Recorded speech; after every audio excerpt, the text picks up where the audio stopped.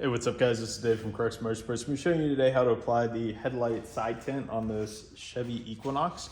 This is an air release film. The film that we're going to be showing you is the dark smoke.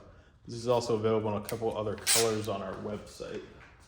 So first you want to start by cleaning the headlamp and the surrounding surface.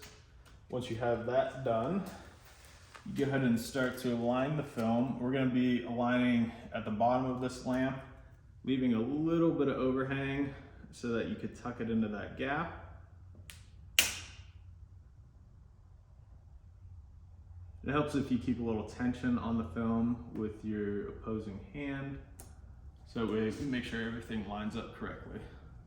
So once you have it aligned, just go ahead and start to work it down with your fingers.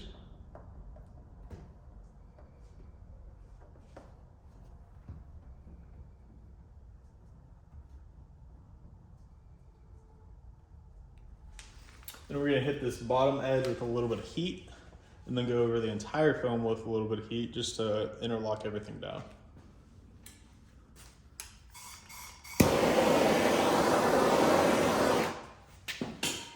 So I don't recommend using a blowtorch.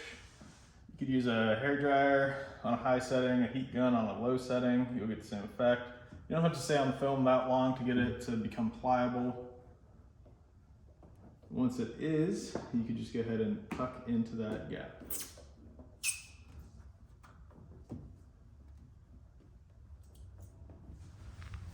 So again, this is the dark smoke film.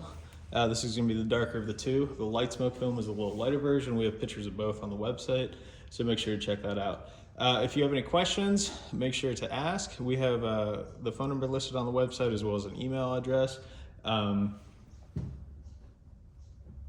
But yeah, that's, I'm sorry, the link to this product is in the video description below. But if you have any other questions, just let us know. Thanks for watching.